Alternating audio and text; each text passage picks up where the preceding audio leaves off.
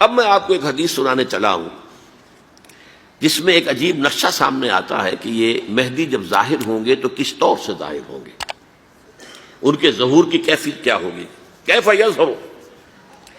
یہ روایت ہے حضرت ام سلمہ سے رضی اللہ تعالی عنہا، حضور کی زوجہ محترمہ ہیں، فرماتی ہیں ام سلمہ عن النبی صلی اللہ علیہ وسلم قال یکون اختلاف عند موت خلیفۃ، موت خلیفۃ، حضور نے فرمایا ایک خلیفہ کی موت پر اختلاف واقع ہو جائے گا، خانہ جنگی ہو جائے گی۔ فَيَخْرُجُ رَجُلٌ مِّنْ أَهْلِ الْمَدِينَةِ حَارِبًا إِلَىٰ مَكَّةَ، پھر مدینے کے لوگوں میں سے ایک شخص نکلے گا، بھاگے گا اور جا کر پناہ لے گا اور چھپ جائے گا مکے میں۔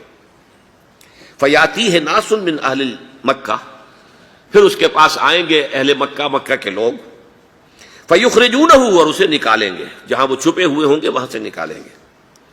وَهُوَ كَارِهٌ، اور وہ بالکل اس کو پسند نہیں کر رہے ہوں گے، نہ وہ خواہش مند ہوں گے کہ ان کے ہاتھ پر بیعت کی جائے، نہ وہ یہ چاہیں گے کہ وہ میدان میں آئیں اور ان کو جو ہے اپنا لیڈر مانا جائے۔ وَهُوَ كَارِهٌ فَيُبَايِعُونَهُ بَيْنَ الرُّكْنِ وَالْمَقَامِ، لیکن لوگ جو ہے پھر اصرار کے ساتھ ان کے ہاتھ پر بیعت کریں گے رکن اور مقام کے درمیان۔ رکن وہ کونا ہے خانہ کعبہ کا جس میں حجر اسود لگا ہوا ہے، اور مقام ابراہیم جو ہے، ان دونوں کے مابین جو یہ علاقہ ہے یہاں پر وہ بیعت ہوگی۔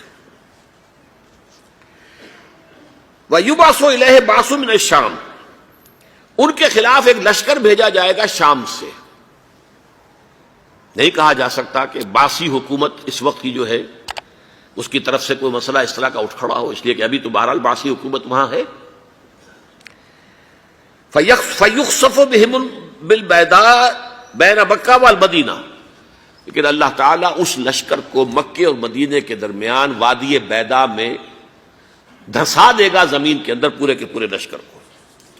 فَإِذَا رَأَى النَّاسُ ذَلِكَ، جب لوگ یہ دیکھیں گے کہ اتنی بڑی نشانی ظاہر ہو گئی، أَتَاهُ أَبْدَالُ الشَّامِ وَعَصَائِبٌ من العراق فَيُبَايِعُونَهُ، اب شام سے سارے کے سارے جو اولیاء اللہ ہیں وہ بھی آئیں گے، اور عراق سے جوق در جوق لوگ آئیں گے اور ان سے بیعت کریں گے۔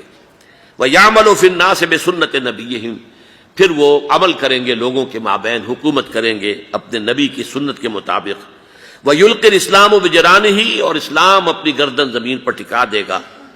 وَالْأَرْض فِي الْأَرْض، زمین میں۔ فَيَلْبَسُ 7 سنین، پھر وہ 7 برس تک حکمران رہیں گے۔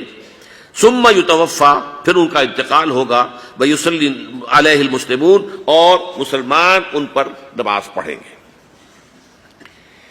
یہ جو میں نے آپ کے سامنے نقشہ کھینچا ہے، اس سے اب میں ایک نتیجہ نکالتا ہوں، اسے بھی میرا گمان کہیے، اختلاف بھی کر سکتے ہیں آپ، اگر اس کو وزنی سمجھے تو قبول بھی کر سکتے ہیں۔ وہ یہ ہے کہ میرے نزدیک ان کے ظہور کا وقت قریب ہے، اور اس کی تھوڑی سی بعد میں مجھے معلوم ہوا کہ جین ڈکسن غالباً نام ہے امریکن اس کا، جس نے یہ پیشن کوئی خبر دی تھی کہ 1962 میں عالم عرب میں ایک بچہ پیدا ہوا ہے کہ جو وہاں کا نقشہ بدل کر رکھ دے گا۔ یہ جین ڈکسن کی غالباً پیشن گوئی ہے۔ بہرحال مجھے اس کی پیشن گوئی سے کوئی دلچسپی نہیں ہے، میں تو جو احوال دیکھ رہا ہوں، یعنی اسرائیل کا قائم ہو جانا، اور اس کے بعد اب یروشلم کا مسلمانوں کے ہاتھوں سے نکل جانا، اور اب گویا کہ وہ الملحمۃ العظمیٰ جو ہے تلی کھڑی ہے، کسی بھی وقت جو ہے یہ جو ہے وہ لاوا پھٹ سکتا ہے، آتش فشاں پھٹ سکتا ہے۔ تو یہ تمام حالات ایسے ہیں کہ جن کی وجہ سے میں سمجھتا ہوں کہ ایک تو جو قرآن مجید کے اشارات میں نے آپ کو بتائے، 14 صدیاں 14 دن میں چاند کا پورا ہونا، والقمر اذا اتسق، 14 دن میں 14ویں کا چاند۔ اسی طرح اب یہ 14 صدیوں کے بعد یہ صدی جو 15ویں صدی ہے، یہ در حقیقت ظہور امام مہدی کی صدی ہے۔